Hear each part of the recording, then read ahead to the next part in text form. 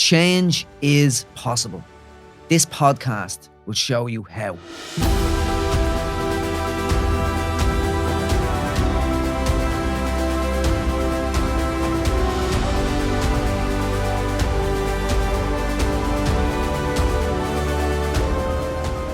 Georgie, can you tell me about the most challenging moments of your life?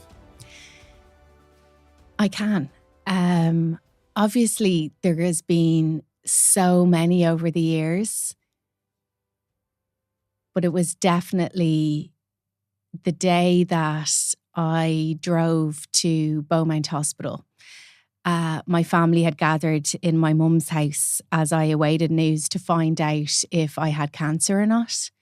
I remember driving on the M50 with Jamie and going into the hospital and being brought into a tiny little room. It's like everything you could imagine or see in the movies, and being told I had cancer. It was a life-changing moment. And I guess when I look at my life, the journey out was my before and the journey home was my after. Must have been surreal. Like, just disassociated. Is this actually happening? Is this my life? Like, in that moment, I'm trying to bring myself into that moment. It was heartbreaking because I had a baby, an 8-month-old baby, and it felt like cruel timing. Yeah. I was diagnosed with breast cancer, although in that moment, I was very reassured. I wasn't told 100% that I would survive because they can't predict the future. But I remember Professor Hill said to me, when I asked him, am I going to die? He said, it's unlikely. And I guess when I think about the most challenging moment of my life, the challenge was, where do I go from here? Because everything, it's like my whole world had burned down in that moment. Yeah. And all I felt like I was left with were the people that I loved. Nothing else existed anymore. My career, my friends even, my house. Nothing else mattered other than the people that had gathered in my mum's house that night. And I remember I was so long at the appointment when we got into the car and back onto the M50, and I was in this, the after. I said to Jamie, I'm going to pick up the phone now and tell my mum. And she answered after a second. And I said, Mum, I have cancer. I do. And it's very hard to break someone's heart that you love. I almost didn't want to tell them. Yeah. And I knew that then I had given her the job of telling everyone else. So then she had to go into the kitchen and tell everybody as they, held my newborn baby in their arms. Luckily now I am 8 years post-cancer. And if I had have had a crystal ball back then, I wouldn't be able to believe my life now. Incredible life you live today, full of so much love and joy and everything I could have ever dreamed of. Wow. But I guess, Brian, and this is interesting probably for you, is that when I speak about my whole world burning down, what actually burned down was every single crutch, every single numbing tool I had ever used to get by on a daily basis. So I was reading Tom Brady's newsletter last night. It's so interesting that Tom Brady is, I'm sure you know him. He's most famous American footballer. Yeah, the greatest quarterback of all time. Yeah. My husband's hero. And that's, I suppose, how I got to know Tom Brady. And Tom Brady is a quarterback, was a quarterback. And what he was known for was his comebacks, his resilience, his determination, his preparation. And he's called the greatest of all time because of his work ethic. And last night he sent out an email, and the subject was, "Those who stay will be champions." And I opened the email last night and I was thinking about this podcast, and I was like, those who stay will be champions. And I thought about that in relation to my most challenging moment. So before I had cancer, when challenging moments occurred for me, I would numb myself with a glass of wine, with an occasional cigarette. Busyness was my thing. I was never still. So in my whole life, I worked since I was 15 years old. I always had 2 jobs. I was in college. I was always just so busy, distracting myself from the big things and caught up in the day-to-dayness of everything. And when I got sick, I was a newsreader in Spin. And I always wanted to do the morning shift.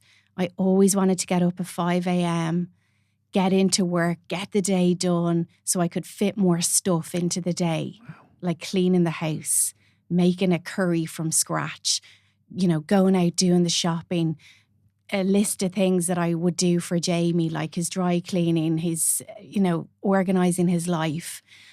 And I was so busy all the time. And when I wasn't busy, I was going out and I was socialising, and I was the last one standing on nights out. And when a challenging phone call would come up for me, or a challenging moment, I'd run out the front door and have a cigarette or do something just to keep myself busy. Get away from yourself nearly. Yeah. Escape. To escape. Yeah. So when I was told I had cancer, there was nowhere I could run. I couldn't run out the back anymore. I couldn't run down and go on a night out.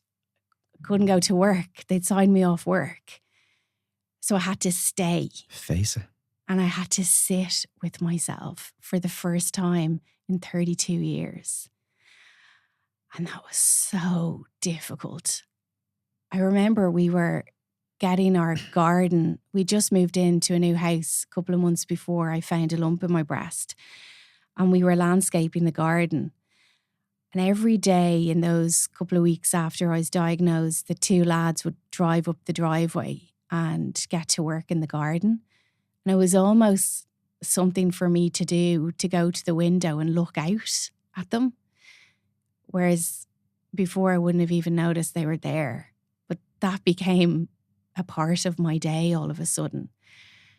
So when Tom Brady says those who stay will be champions, when I stayed in the uncomfortableness for the first time in my life, when I didn't run away, when I faced the uncomfortable feelings of what I was going through, and I opened up and spoke to people about how scared I was, when I just stopped, everything started to change. And I'm sure we'll talk about it, but when I went through the chemotherapy and the radiotherapy, I lost my hair, which is another thing I hid behind my whole life. I was always the girl at the desk with the giant bottle of hairspray, getting ready to... part of your identity. Yeah. Yeah.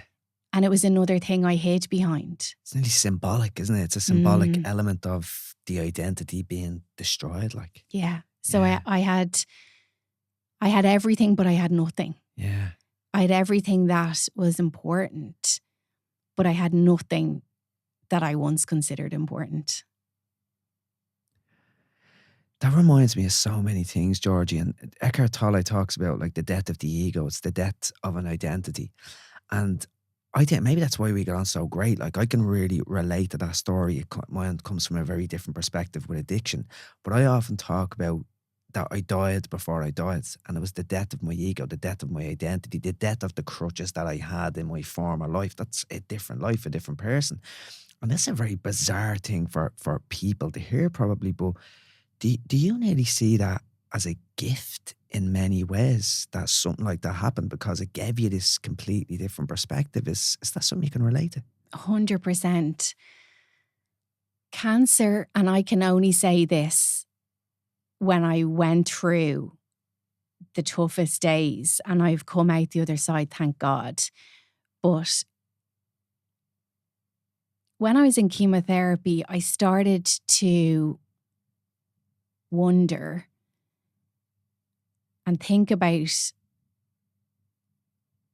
cancer giving me more than it took from me.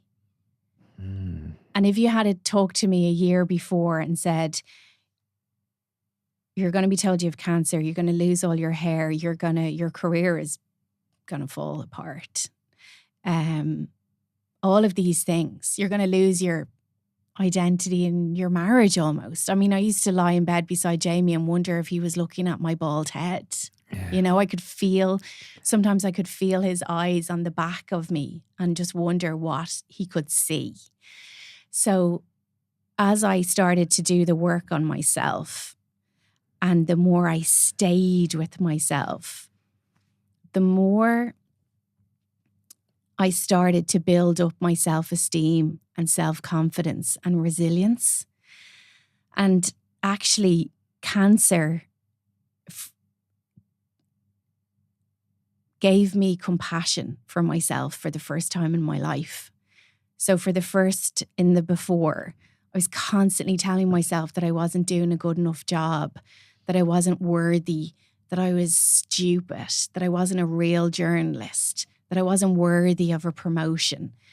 All of those thoughts over and over and over again in my mind. And the day after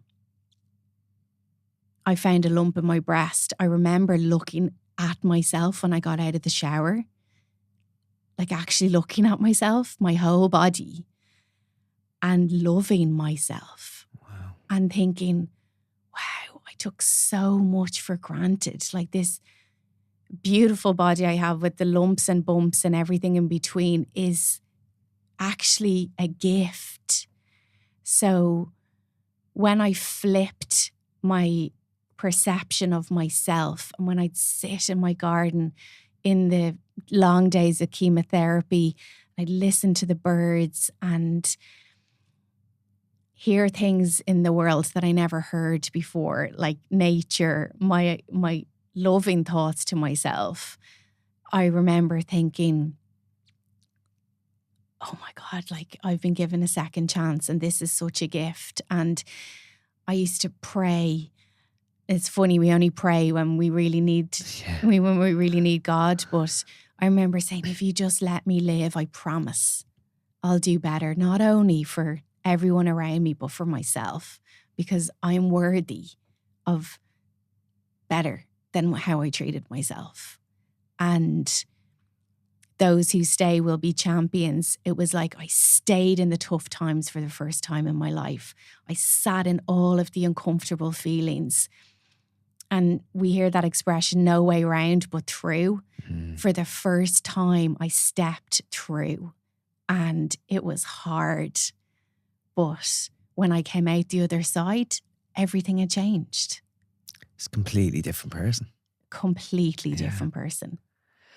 It oozes gratitude, like the compassion you had for yourself, even as you said, for your body. All of a sudden, you were so grateful for all of these little things that many people take for granted, the relationships even, and all of a sudden, these things that were so valuable but in the rat race, in the always on culture we're on, you just don't see those things. So all of a sudden, you had clarity over what was important, and you just felt this intense gratitude for what you have.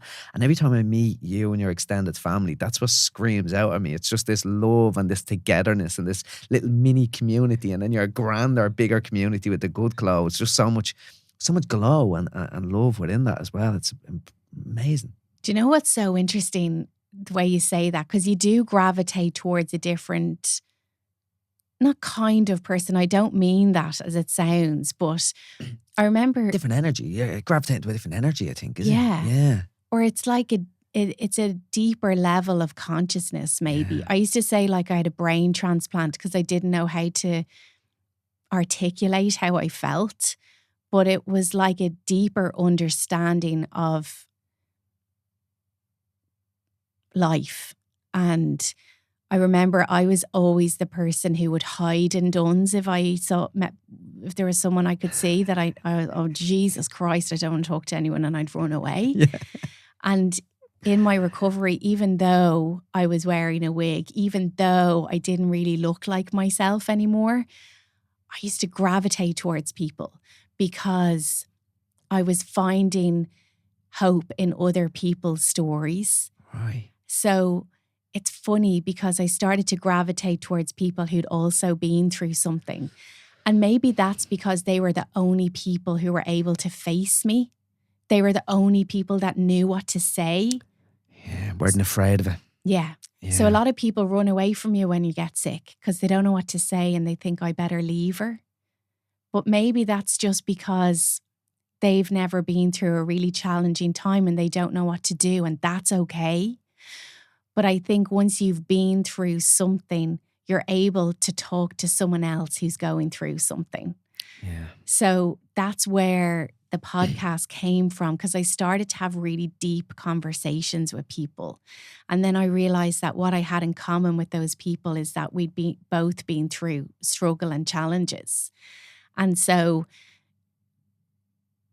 when I worked in spin, I was thinking about this. When you work in a newsroom, you have a special phone on your desk that, say, for example, there is an incident in town and you want to talk to the local TD or councillor. We have their phone numbers. So you would ring the councillor and you'd say, "Hi there, I'm ringing from 98 FM. I just want to comment on blah, blah, blah, blah, blah." And then you have this mute button. So it drowns out all the surround sounds of the office. The office, yeah. And you can record their reply. Like they know they're being recorded. Yeah. Then that clip goes into your computer and then you play it on the news that hour. I was so self-conscious before I got sick that I couldn't ring the councillors or TDs unless I was in a private studio. I couldn't sit beside, A, B, and C and ring that person because I had no confidence. In case to be judging you for Yeah. whatever. Yeah, yeah. And when I came through cancer, my whole career now is based around interviewing people. Yeah. And that isn't lost on me. Like how I went from being so self-conscious to ask someone one question to be able to sit in a studio with someone for an hour and a half and have a deep and meaningful. And that came through self-love and doing the work and self-compassion. Because I feel like only when you truly love yourself that you can believe in yourself.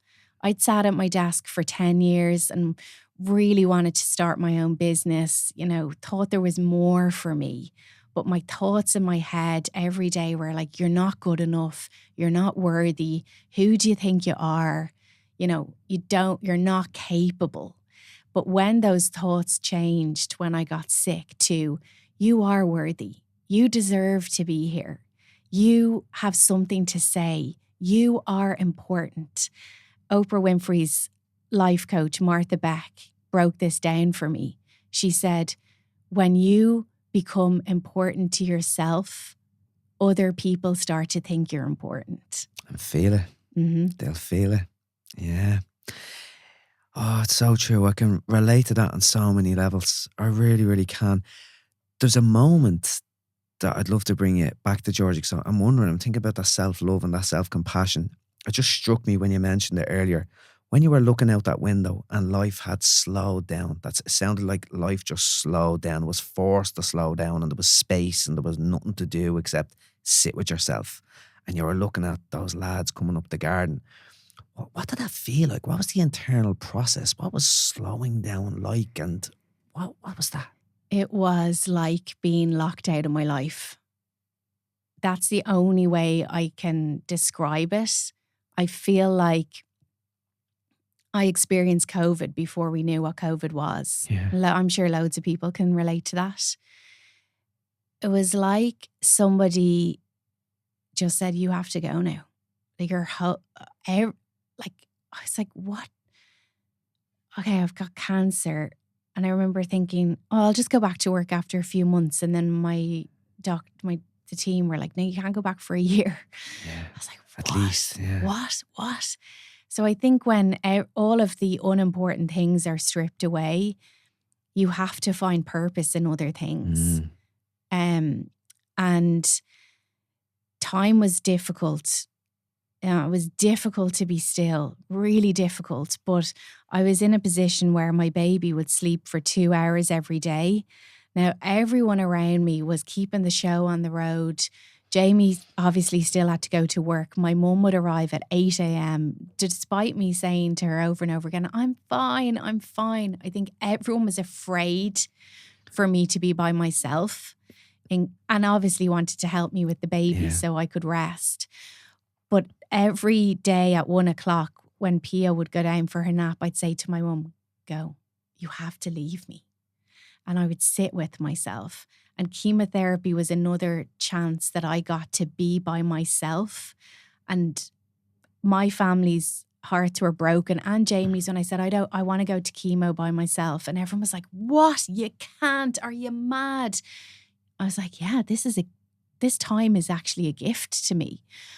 If I'm such a people pleaser that if I'm sitting in my chemotherapy chair and my mum or, Jamie, my stepdad is sitting beside me, I'm going to be worried about what their experience of the day is. Even while you're going through chemo. Yes. Like, I know.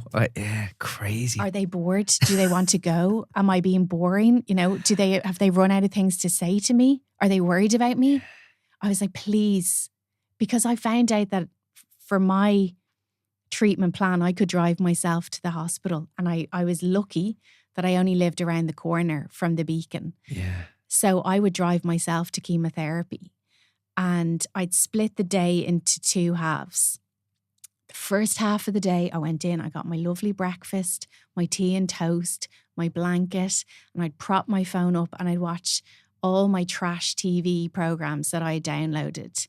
But as soon as my lunch came, that was the shift. And then it was time to learn something.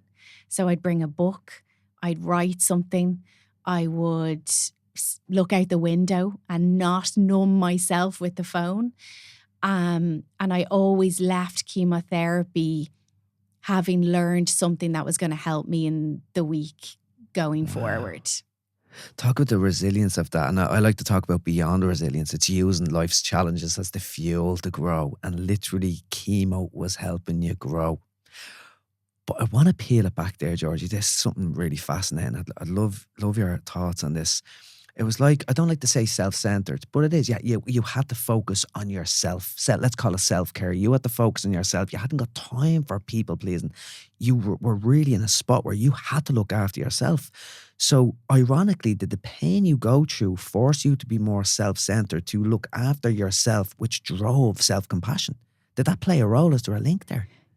I remember, and people will say this to me, especially young girls who are diagnosed with cancer, and they're like, I'm really worried about my mum or my husband, and I'm really worried about the people around me. And I was like, I don't think I asked my mum how she was for a year. Number one, because I couldn't face the answer. But number two was I couldn't take on how other people were feeling about it. Yeah. And I had to just focus on myself. And the only way that I could focus on myself was because they helped me so much and they took so much of the burden of life off me. So all I had to do was get up in the morning, have my green smoothie, fill up my water bottle, I did often wonder if I was being selfish, but I realized, I spoke about this in my book, and when I go in and do corporate talks and I tell this story, women start crying. It's about the burnt potato. So very early in our relationship, Jamie was diagnosed with MS. We were dating, and that was my first kind of challenging big moment. With health. Yeah. Yeah. And really when my life kind of fell apart for the first time. Right. How old were you at this stage? I was in my 20s. Jamie was 32. Okay, so yeah. 28 maybe. 28, yeah. I married an older man. But he was diagnosed with MS. And I remember thinking, I will do anything for that man to be healthy. Anything. We all were so focused on Jamie at that time. And Jamie really suffered with his mental health after he was diagnosed. Luckily, 10 plus years later, he's absolutely thriving. But I started to sacrifice myself for Jamie. So everything revolved around his health, and people who have a sick partner, parents, children will be able to relate to this. So you're kind of, everything about yourself goes out the window because you're so focused on the other person. So our lives revolved around keeping Jamie healthy. So what was Jamie eating? What exercise was Jamie doing? Was Jamie stressed? And I remember thinking, you go for a run, I'll go to do the shopping. You go to the gym, I'll clean the house. You go out and do this and I'll do the ironing. And then if I was making the dinner and a corner of the dish burnt, say I made a tray of roast potatoes and the corner of the dish burnt, I would shovel those burnt potatoes and put them on my plate and give Jamie the fluffy, beautifully cooked potatoes. And a lot of women can relate to this because we will eat the burnt food because we don't want the people we love to eat burnt food. And so I ate the burnt food over and over again. And that wasn't just about food. That was about every part of my life. I was eating the burnt potato. And then when I got sick and when I was sitting in my garden, with my dressing gown on over my clothes at 2:00 in the afternoon when I'd been diagnosed with cancer, I remember thinking to myself, how did I expect to stay well when I was eating the burnt potato for so many years? And when I tell that story, I can see women crying because for so many years, that's what they do. For their kids, for their partner, for their parents. Now, the moral of the story is the people around you don't want you to eat burnt food. You would be happy to eat a smaller portion of the dinner for Natalie not to have to eat the burnt potatoes. But we don't do that. Yeah. And so that was, from my book, that was a story that resonated with most people. So I remember thinking, going forward in my life, I'm not going to eat the burnt potato. Does that make me selfish? No.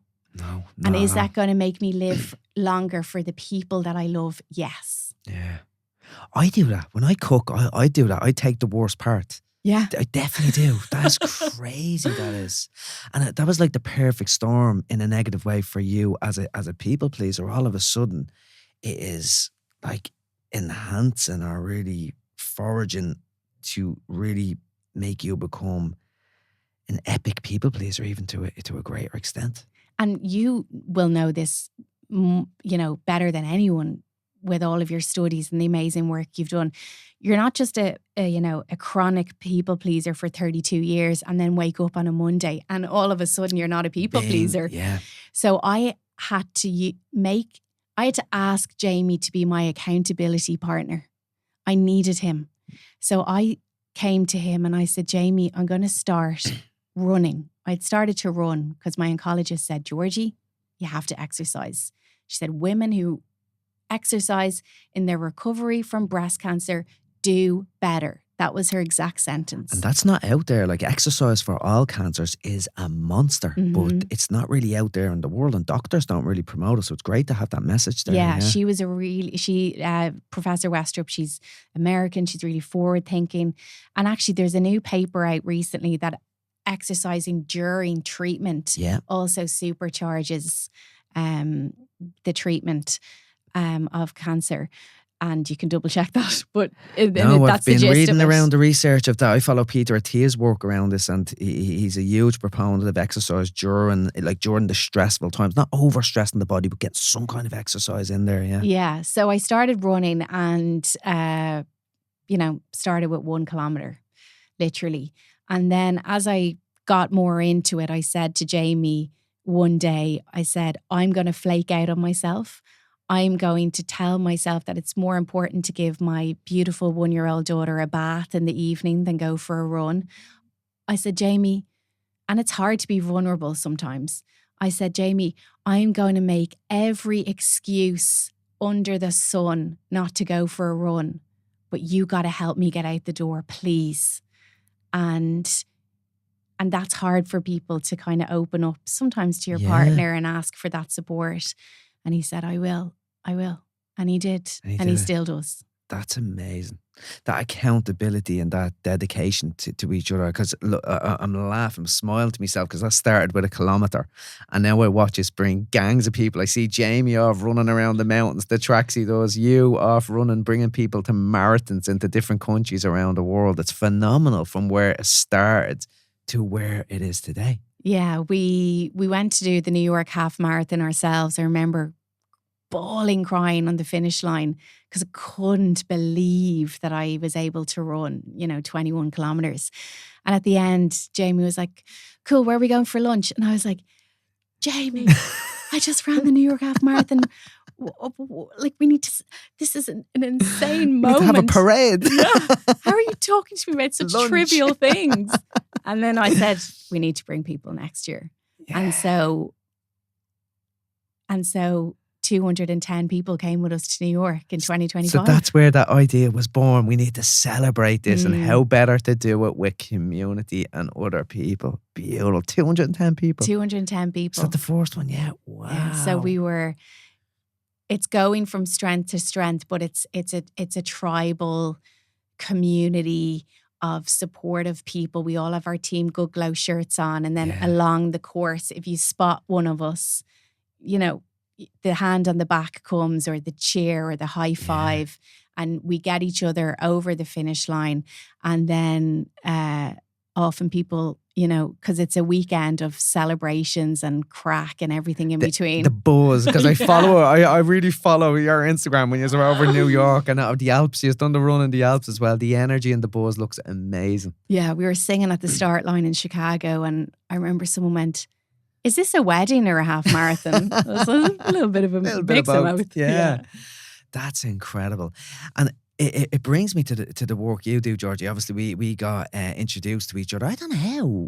Jamie. Well, it was a Jamie, yeah. And God, that's 5-6 years ago now at this stage. Easily. Was I on your podcast first, or did I do the event first? The event was first, because I remember Jamie was like, you have to follow this guy, Brian. He's amazing. And we were like, whoa, imagine if we got him, to come along to the concert hall. And we loved everything you did so much that I was like, let's give Brian the stage. Like, let Brian do his thing. Yeah, it's my favourite event that I've ever done. It was but it's back to the people, Georgie, and your crew, your tribe that you've created. I felt so bloody safe out there. It's nerve-wracking going out, as you well know, in front of 1,000 people and speaking, but I felt so safe because the energy was just so loving. It was so caring. And I'll never forgive you because my limiting belief is I can't dance. And you grabbed me up on the stage to dance at the end. But I even felt like that's a miracle for me to say. For me to be grabbed out on the dance floor and dance and say I felt safe is a miracle. But I actually nearly enjoyed it in a bizarre way. Like, it was just a phenomenal evening, that event that you've done so many times. It's incredible. Oh, we love it. And, you came to one of our shows and you got on the stage and you spoke about your boat going faster. Yeah. And how, if anyone hasn't heard you tell this story, but how the decisions that you make throughout the day can either help your boat go faster or slow down your boat. Yeah. And people still call that the Boat Go Faster show. Brilliant. You might as well have been the only person there on the stage that night, because that's what that show has become. And I love that in a way, not because it's something that I've done, but I think that's just so fundamental. Like your boat is basically what you've been talking about, what's important in your life, because your family, yourself, self-compassion, you found yourself. That's what's important. That's your boat. Whereas what was pulling you off course was I felt like I needed to join the rat race. I needed to be busy in this always on culture. And that's what it is. What's going to make your boat go faster? What's important, what you value, or what the world is tempting you to do. Yeah. Why is the world pulling us away from our thoughts? Because I used to be so afraid of my thoughts because I was really afraid of what was going to come up.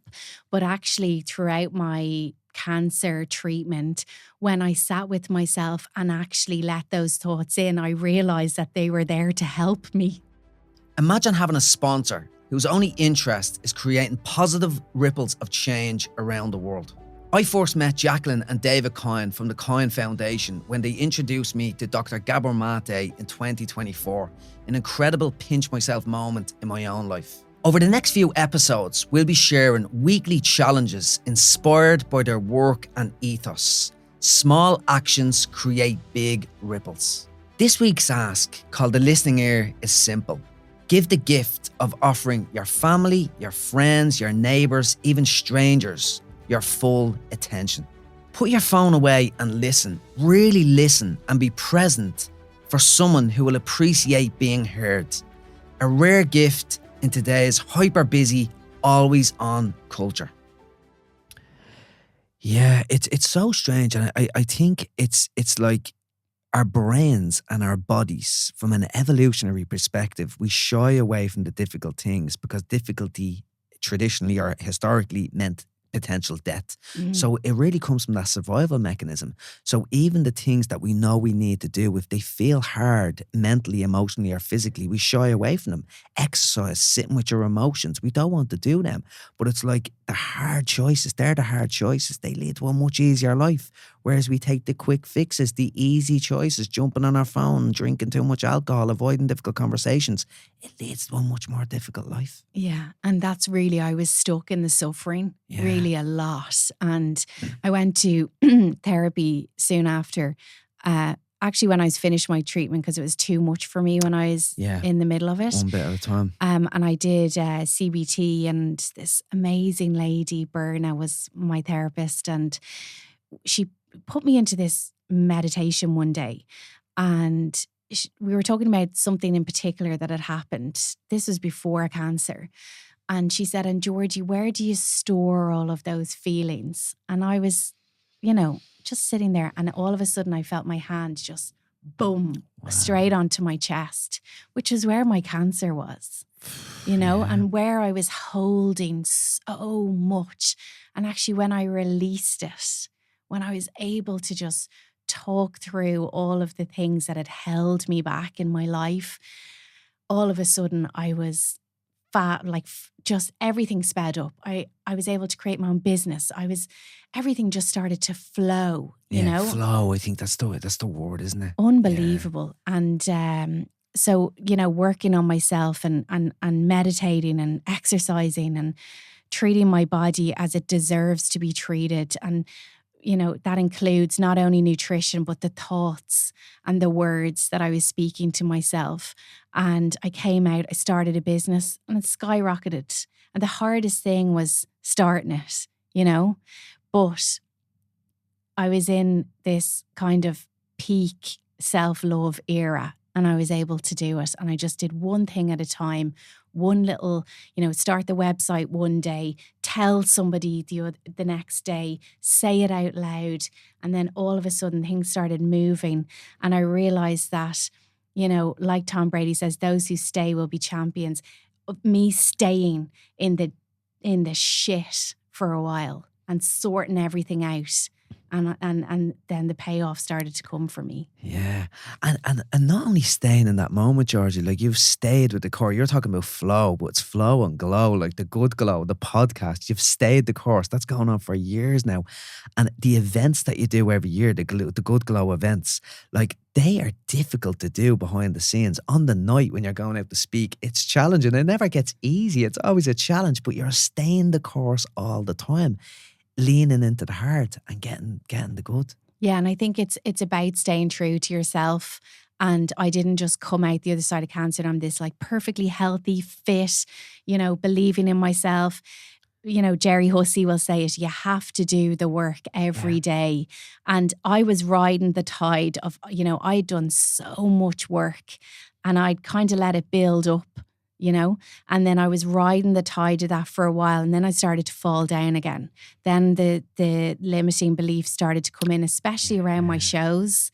And Complacency with the work can creep in, can't they? yeah, Yeah. because you're like, oh, I've done it. Yeah. I meditate. Yeah. Actually, when's the last time you meditate? Yeah. I'm really healthy.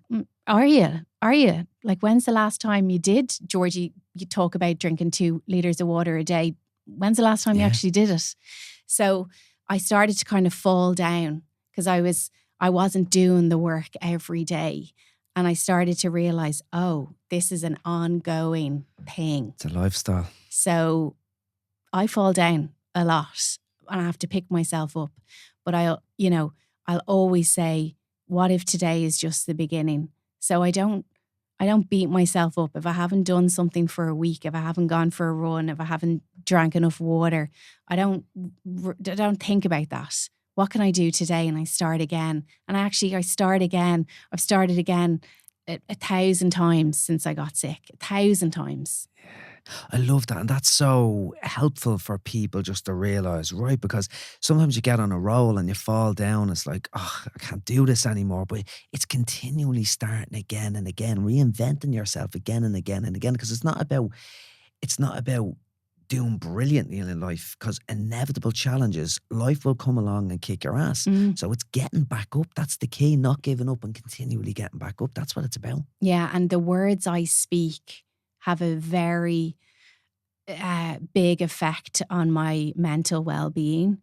And the words you speak to yourself internally, yeah. Hugely. Like I can go through, if I'm coming back with a podcast season and I start, oh Jesus, I'm getting a bit nervy, and I'll say it to Jamie, and oh my God, like I'm 18 seasons in now and I have wobbles, but the words that I speak to myself ground me.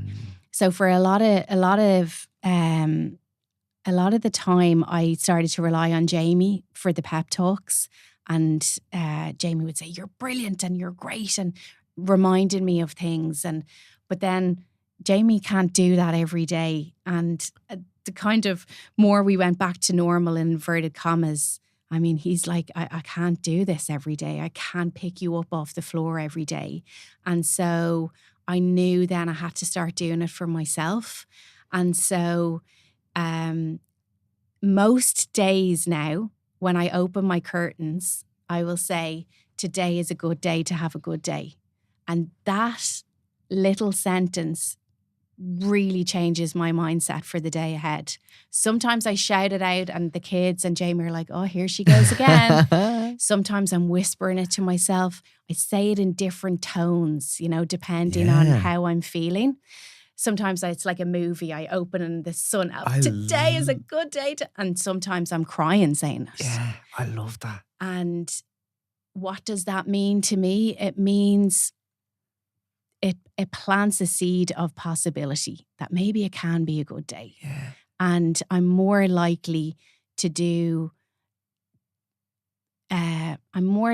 be nicer to myself after I've said that, because I know what I need to do to make myself feel well. Yeah. And if I've said it out loud, I'll go into the kitchen and then I'll start doing the things I know that I need to do, like you will say, to fly at 15,000 feet. Yeah.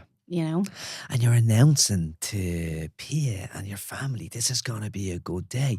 One thing I always find as well, like people have asked me, because I be on a lot of the time, I'm energized, I'm happy a lot of the time. It's because of the work that I do.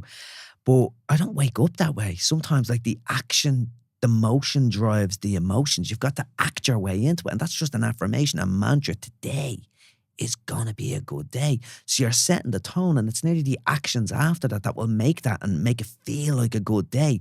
But you've got to act your way into it. But it's like a shift in mindset to say, right, I'm making a decision here. This is going to be a good day. But it's not going to be a good day because of what you said. That's the starting point. It's what you're going to do on the back of what you said. And that changes everything. Yeah, because I wondered, Yeah. is this a toxic positivity? You know, am I saying something that I don't mean? But no, I'm just reminding myself that I have the power to create a good Yeah. day for myself. Yeah. It's a belief shift. It's the power of belief and the power of the mind. Like, it's just absolutely unbelievable. And I hate the way like people put toxic in front of the words and shift things. Like, having a positive, powerful belief system is a fantastic thing. It can never be toxic as long as you're not in the crap and trying to tell yourself and continually not doing anything about it. I think the action piece is the key. It's what are you got. If you keep on telling yourself all day, but you're still lying in bed, that's not ideal. That is toxic by default, you know, that way. But it's the actions that follow. I love that. Yeah. And you look at the greats, you look at Tony Robbins, you look at Mel Robbins. I mean, Tony Robbins is still doing the same things Yeah. before he goes on stage that he was doing 20 years ago. He didn't just make it and, you know, drop the ball on everything. Yeah. He still bounces on his little trampoline. He still does his cold plunge every day. He still does his positive affirmations. And the reason that he has remained great is because he kept those little habits up.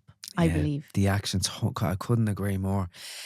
There's another really important element of feeling well. Like, the name of this podcast is Change is Possible. It's looking at the challenges people faced, how they came through it, where you are today. And you talked about therapy, you talked about meditation, you've mentioned another couple of things there as well. But you have created the Good Glow podcast and the Good Glow events, and you've talked to some incredibly inspiring people who have been through huge challenges. You've people in your tribe have been through huge challenges as well. What are the tools that you implement, or the tools you've learned that have been the best, that are the best out there that people can utilize in their lives? Yeah, really good question. I think, you know, I've spoken to some amazing people like Wim Hof. I mean, that was a life-changing conversation. I was at Pendulum with him. You have to experience Wim. Like, he's unbelievable. The first time I interviewed Wim, I think it was just before COVID. So there was no Wow. video podcast. He was in his kitchen and I was in a podcast studio in Dublin, but there was no video. Right. So we were basically just shouting down a computer at each other. And I remember he spoke through, you know, the Wim Hof method and this and that. And right before I said, oh, well, thank you so much for the podcast. And, you know, I was about to go, bye. But then I was like, ask the question. And I said, fuck it, I'm going to ask him. And I said, Wim, before you go. And he said, yeah. And I said, what do you think about when you lie in bed at night? You know, they're the questions that I want to know. And he goes, lie in bed at night? What do I think about? He goes, well, I don't think about dying. I think about living. I think about living every single moment.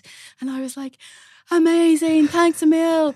And then I was like, whoa, there's so many, like, just amazing thinkers, people who, you know, everyone who I've interviewed has been through something. Yeah. Wim Hof has been through something. Mel Robbins, Gabby Bernstein, like, they've all been through something. But the biggest lesson I think I've ever learned on my podcast was, and I come back to Martha Beck all the time, you should chat to her. She's amazing. I love that. She worked with Oprah for 20 years in her network. And I said to her, you know, a lot of times people will wake up in their life and think it wasn't supposed to be this way. With so many plans for myself. Like, how am I here? And I felt like that when I was in spin for 10 years, you know, just doing the same thing over and over again. Like, all I wanted to do was get this job at 98 FM and get a promotion and move on with my life. And she said, it's so simple. Have you ever played the game, It's Getting Warmer, It's Getting Colder? And I said, well, yeah, I play it with Pia all the time. And she said, that's it. It's that simple. When you think about your life, you have to lean towards the things that make you feel warmer and step away from the things that make you feel colder. So when you wake up in the morning and you think to yourself, oh, swim in the sea. like, that would make me feel great. You go and you do that. And then when you're in the sea, you get the next message to bring you on to the next warm thing. But if you keep doing the things that make you feel cold, you're going to stay cold all the time. But when you do the things that make you feel warm, it brings you on to the next thing that makes you feel warm, and the next thing, and the next thing, and the next thing. I remember speaking about this at one of our retreats. This gorgeous girl opened up to the room and she said, whoa, that really makes sense, because every Sunday I have the most amazing Sunday with my family. We make pancakes every Sunday. We wake up, we lounge around, we stay in our pajamas. We're just getting on great. Everything's fine, peaceful, calm, rested. But we go out for dinner every Sunday to a certain person's house and no one wants to go. And we get into the car, and that's when the bickering starts. And that's when all these uncomfortable feelings start. And we go and we have dinner, and then we come back home. We're deflated, we're defeated, we're all fighting with each other, we're irritated, we're pissed off. And she said, and now I can see that makes us feel cold. And why am I continuing to put my family through that week after week after week? And did she say why? Probably a sense of duty, a sense of should have done, or whatever that is. Like, and that's what we've always done. Yeah. So that's what we have to do. So when I think about what makes me feel warm, I use it for decisions now, actually. So if I have two things on and they're clashing, what's warmer? What makes me feel warmer, and I'll do that, and I'll never have a regret about my decision then. I love that. It's very much like, will it make the boat go faster? But I nearly, in an everyday decision making process, it's more fluid within that, right? What makes me feel warmer? What makes me feel warmer? And it's interesting. How would you look at the perspective of, let's say something, it doesn't make you feel warm, but it has to be done. So let's say you have to have a difficult conversation with someone you love, you value the relationship, you value honesty, and you have to do it. So is that warm? Is that cold? It can be a challenge, because life is full of those challenges. Yeah. For me, my gut is going towards warmth, because that's where it's going to bring you ultimately in the end. It's so funny that, because I was actually going to ask you about that, because something, if it feels cold in that moment, but it's bringing you towards warmth, should you do it? But I think ultimately, if you think about it, it probably isn't making you feel cold. It's making you feel perhaps uncomfortable, but you know that it's bringing you to warmth. Yeah. The other side. Yeah. And what is warmth? When I think about that, it's slowing down. It's an opening. It's the things that we've talked about. It's cold is like, you feel tense. You feel tight on the inside. That's how I sort of think of those concepts. So it's about, I think, the opening up into the warmth of the world. And it's back to other people. I can't get my head around, like you mentioned, the support you had from your family. My family support when I found recovery was so unconditional, and I knew that because I've known them all my life. Even though when I was in the depths of addiction, they were there for me no matter what. And I underplayed how important that was, because I knew it was so unconditional.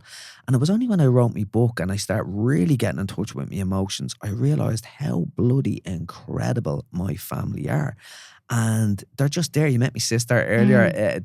My sister, my whole family have just been there for me on that journey. And I keep on coming back. And in the last year or two, it all comes down to connection. Like, it's our emotional worlds determine the lives we have, but it's the relationships that determine the quality of our lives. And obviously, you're a proponent of that. I see our family. I see the tribe you've built. How much emphasis do you base on that connection that is there today for people? Yeah, I think Dan Buettner, who founded the Blue Zones, and he studied people that live till they're 100, and there's 5 pockets in the world. And then he went into these, so one's in Japan, one's in California, one's in Sardinia and Italy, and he studied their common habits, and one of them is community. Yeah. And I mean, when I went to Tenerife recently, and I used to walk down to the village every day, And Did you stay in Costa Daisy by any chance? Yeah. We were there last 2 weeks ago. I had a feeling, I could nearly see it. I didn't know that actually. I had a feeling that's where you were. It's a gorgeous spot, isn't it? So gorgeous. Oh. And I walked down to the village every day, and there was always these like 9 men sitting on a bench. And the first day I was like, oh God, they're waiting for a bus. And then I went back the next day, and I was like, oh, there's no bus stop here. And then I went the next day, and they were there every morning. And Dan Buettner, in Japan, they call it your moai, like your tribe. Right. And it's so important to have your tribe. And for everyone, that's not their family. It's people that make your BOCO faster. And bring you warmth. Yeah, that make you feel warm. Yeah. I'm really lucky that my moai is my family. Yeah. And the Good Glow community. But I thought it was really interesting. I think that it's so easy to say no to things. Like when you get a text in the girls' WhatsApp group saying, will we meet up on Thursday? And you're like, Jesus Christ, I couldn't think of anything worse. And then you go and you're like, oh yeah, I needed this. I think we're so quick to say no, but what are the things we're not saying yes to? So last Thursday, I had a girls' dinner, 5 of us meet up, and every 2 months. And I was emotional about something that day, and I'd shed a tear or two. And it would have been really easy. I picked up my phone to ring one of the girls and say, I can't come. And then I sat with myself for a minute and I said, but it's going to make me feel really warm. I know it is. And so I went, and I was so glad that I went. But I think it's really important to surround yourself with people. I'm the first person to cancel or not show up to something because I'm kind of a lone wolf sometimes. But when I understood what community actually does for you, and I'll do anything that makes me live longer. When I studied Dan's work, and I could see how important it is to have a tribe, to have a moai, to have a community, I really pushed myself out of my comfort zone to lean into it. And because I am more self-aware, I feel the benefits of it. And so I continue to do it. Yeah, I love that interpretation of it. I've never heard of. I love the Japanese concepts. And moai, how do you spell it? It's MWAI, I think. MWAI. That is a beautiful thing. Have you ever heard it? I feel we've talked about this before. Ikigai. Yeah. Yeah, it's another great concept, isn't it? It's your life bliss. And if anyone's listening, what your Ikigai is, and I think you really live that, Georgie. It's doing what you love, and it usually relates to work, but it's doing what you love, doing what you're good at. The world needs it, and you get paid for it. And that's, if you can wake up in the morning and tick all of those boxes, you have found your Ikigai. You'd be jumping out of bed in the morning, opening the window, attacking the day. And Ikigai is one of the 7 habits. So that helps you live longer. Is it? Having your purpose. Purpose and meaning in your life. Yeah. I remember coming. What are the others? So it's community. Yeah. It is purpose. It is like a plant slant, so eating less meat, and it is happy hour. So, you'll see in Italy that people will drink up to 3 glasses of red wine in the evening. And that's their happy hour. Yeah. Letting go. Yeah, letting go and de-stressing. But that's fascinating. When I was in...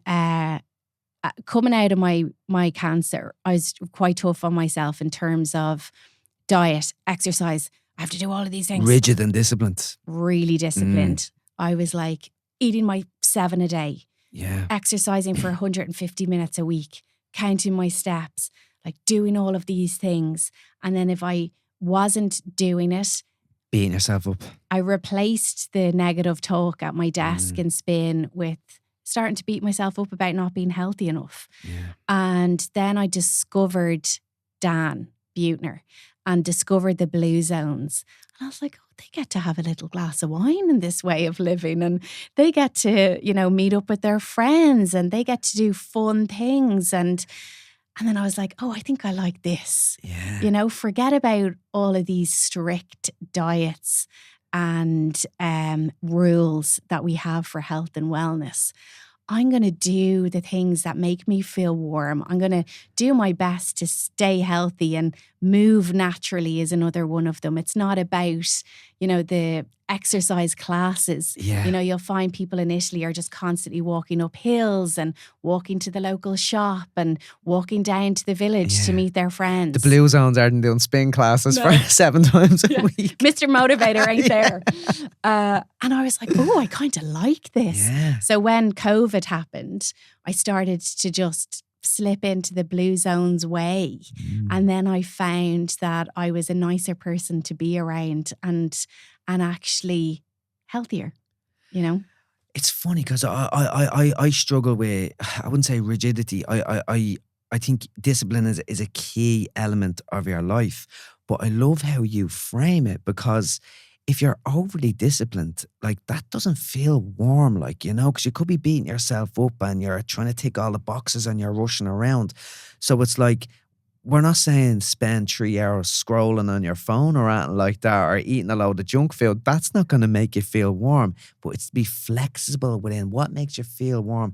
I suppose it's a word game, isn't it? There's a level of discipline about doing the warm things, but you've got to be a bit looser. This is something that I've had to introduce in my own life, because I was definitely too rigid. I need to be more flexible. Yeah, 100%. And when I went to therapy, I remember saying, oh God, but I just love creamy pasta, and I love like a glass of wine, and every time I eat the pasta and drink the wine, I feel guilty. My therapist said, well, stressing about it is actually making you sicker Probably than worse, eating it. Yeah. And I was like, oh yeah. And so you can apply the warm thing, because I know we were questioning, is this actually cold or warm? And when I'm faced with, say, a big nutritious salad, it's on the menu. It's on the menu there, but there's also this other thing that's, not very good for me. Which will I choose? I know that the salad will actually eventually make me feel warmer, because I'll be going home. I chuffed at myself now. I had a gorgeous leafy greens, and I, had my protein and all that. And so you can kind of just bring it down to little tiny decisions that you make, but also like indulge from time to time. Indulge, yeah. And that's really interesting, because what I found is, I eat quite clean, but what I found is that I love the salad, especially when I get lots of chicken, loads of protein. I love a good quinoa, and because it can be really gorgeous. Good salad can be gorgeous.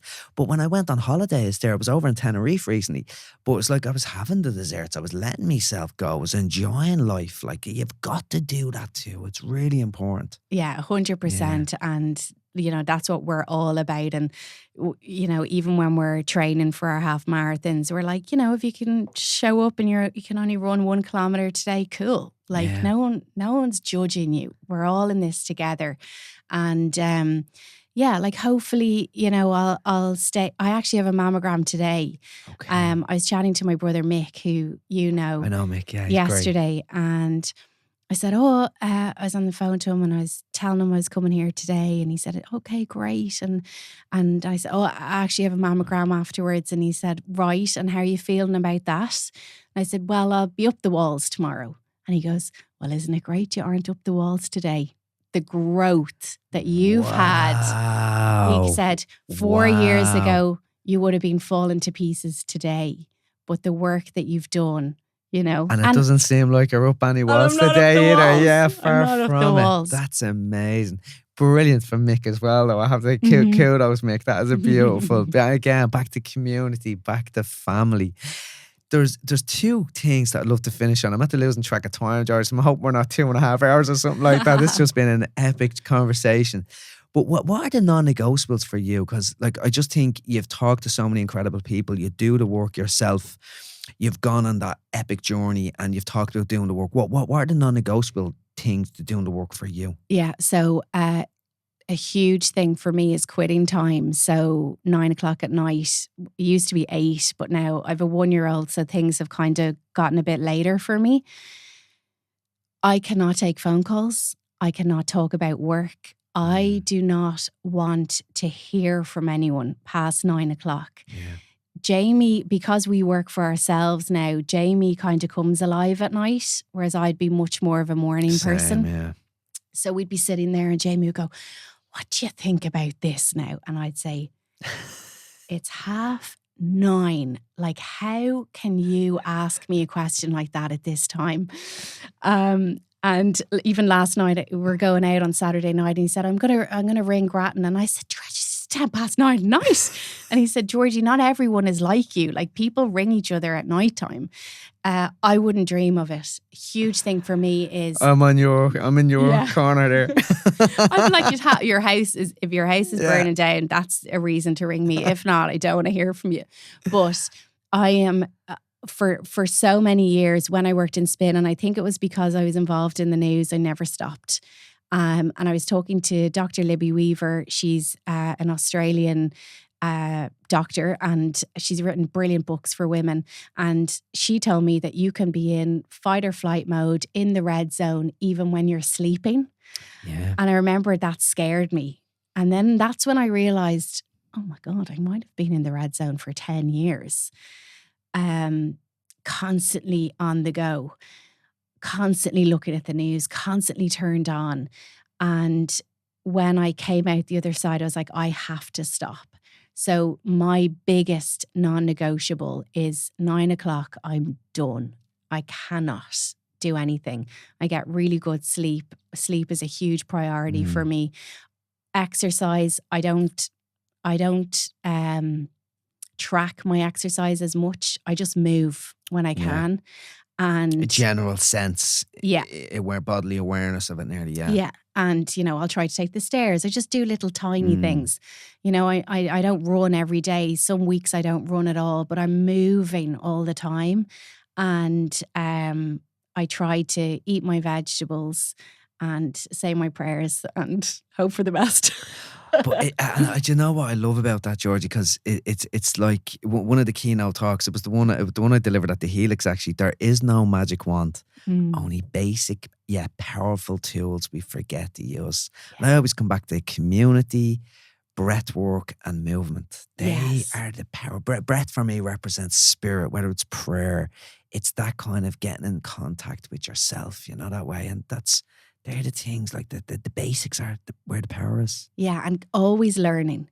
So when I finished college, I remember I studied journalism, and I remember snapping my thing closed. And I said, I'll never learn anything else for as long as I live. I don't want to know. I just want to work. And that was my biggest mistake, because when I got sick, I started to learn again.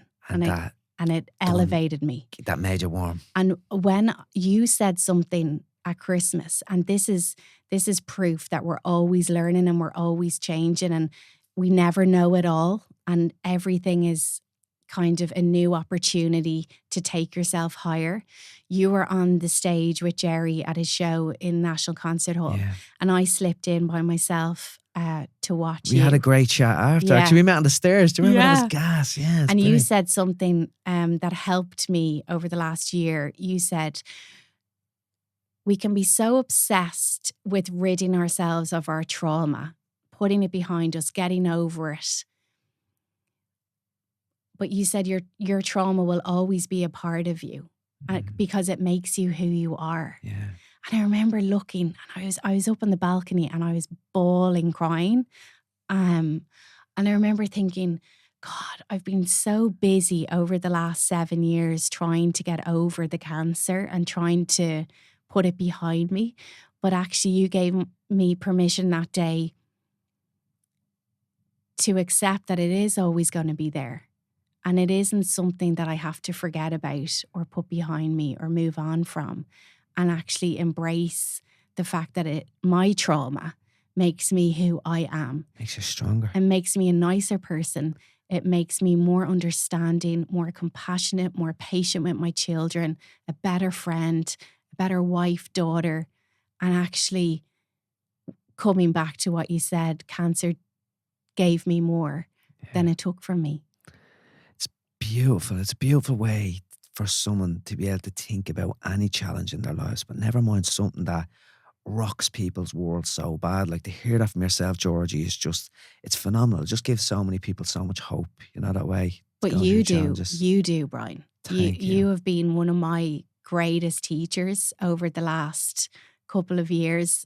the way you tell stories, it sticks with people, and you're making such an impact on the world. And I said to you before we came on that Marianne Williamson said something really powerful to me. She's an author. She said, our miracles are held in trust for us until we are ready to receive them. And I think for 10 years, when I was doubting myself, working at my desk job, beating myself up every day, thinking that I missed out on so much, all of those miracles are being saved up for me until I was ready to receive them. And you've soared like an eagle. That's another story. Another story for another day. Amazing. The last thing I want to talk about, Georgie, is actually the sponsor of this podcast, Jacqueline and David Coyne, the Coyne Foundation. They don't give a crap about profits. They're all about giving back to the world. They're incredible people. They really are. And they have small actions, big ripples. Wow. And it's about kindness. Be kind to other people. And I feel so honoured to have just someone sponsoring the podcast that vibes with change. Change is possible. Acts of kindness, small acts of kindness create big ripples. What would you offer to people or say to people around acts of kindness, random acts of kindness? What does that represent for you? I think it's patience. I think it's patience with people we encounter. There's been, and maybe because I'm going out to Beaumont today, the doctors and nurses that I have encountered in Beaumont Hospital, but I did a post once about the porters in Beaumont Hospital. Anyone who's been to Beaumont will know it's like a maze. It's like a city in there. And sometimes I'm dazed and confused in Beaumont Hospital. But when I woke up from my surgery, a porter was wheeling me through the halls of Beaumont Hospital. And my surgeon knew what I did. I was Georgie with the story on Spin. That was how I introed the news. Hi, I'm Georgie, here's the story. And I told my surgeon, and obviously when I was in my surgery, he had told the people in there that I was Georgie with the story. And so when I woke up, the porter was pushing me through like I was a car. And he's going, beep, beep, beep, beep, beep. Yeah. It's Georgie with the story. Brilliant. And that was the first time I laughed. And my cancer had been removed, and I woke up laughing. And what a beautiful story. The porters in Beaumont Hospital, and that's one of many stories of my interactions with them over the years. I think they're actually like angels. It's like they're not real people, and they walk the halls.